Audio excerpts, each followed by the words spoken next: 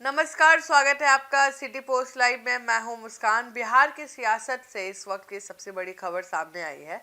विधानसभा चुनाव की तारीखों का ऐलान कभी भी हो सकता है और इसी बीच बिहार के डिप्टी सीएम सम्राट चौधरी ने एक बड़ा बयान देकर राजनीतिक हलचल और तेज कर दी है। जी हाँ, आपको बता दें, सम्राट चौधरी ने साफ साफ कह दिया है कि आखिर क्यों भाजपा हर बार नीतीश कुमार के साथ गठबंधन करती है, क्यों बार बार वही मुख्यमंत्री की कुर्सी पर बैठते हैं।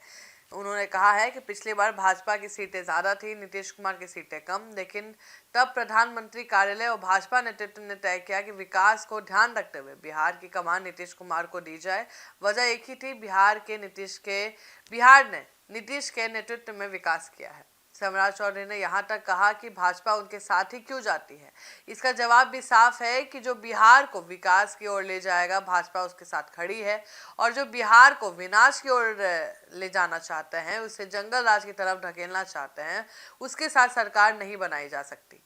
यानी साफ है कि भाजपा का एजेंडा विकास है और इसी कारण नीतीश कुमार बार बार उनके लिए जरूरी हो जाते हैं।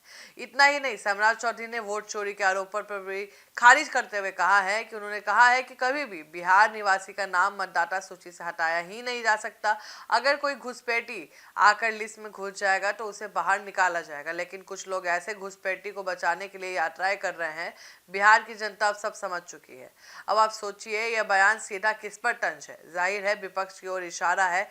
इसके बाद जब उनसे पूछा गया कि चुनाव के बाद भाजपा का सीएम चेहरा कौन होगा, तो क्या आप खुद मुख्यमंत्री बनेंगे, तो सम्राट चौधरी ने इनकार कर दिया। उन्होंने कहा कि उनके नेता नीतीश कुमार हैं, वही मुख्यमंत्री बने रहेंगे।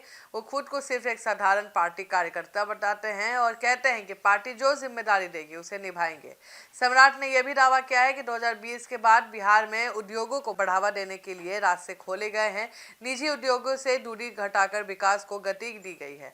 अब जरा नीतीश कुमार की राजनीति पर नजर डालिए। 2005 से लगातार बिहार की सत्ता उनके हाथ में रही है। 2014-15 के कुछ महीने को छोड़ दे तो पूरे 20 साल से मुख्यमंत्री वही है। लेकिन सबसे मजेदार बात यह है कि नीतीश कुमार खुद चुनावी रणनीति से दूर बनाए रखते हैं और वे विधानसभा चुनाव नहीं लड़ते हैं।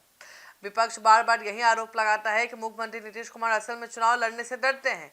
यही वजह है कि हर बार खुद ने मैदान से उतरने से बचते हैं। लेकिन विपक्ष के इन आरोपों के बीच भाजपा का साफ संदेश यही है कि विकास का असली मुद्दा है और विकास के नाम पर नीतीश कुमार ही उनका चेहरा है।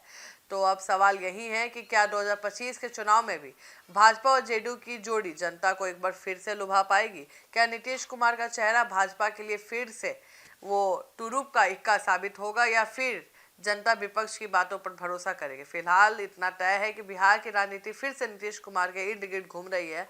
सम्राट चौधरी के इस बयान से साफ है कि भाजपा ने एक बार फिर नीतीश को अपना कप्तान मान लिया है। अब देखना मजेदार होगा कि इस कप्तान की नैया को किनारा पहुंचाती है या फिर विपक्ष की लहर में बह जाती है। फिलहाल इस खबर में इतना ही।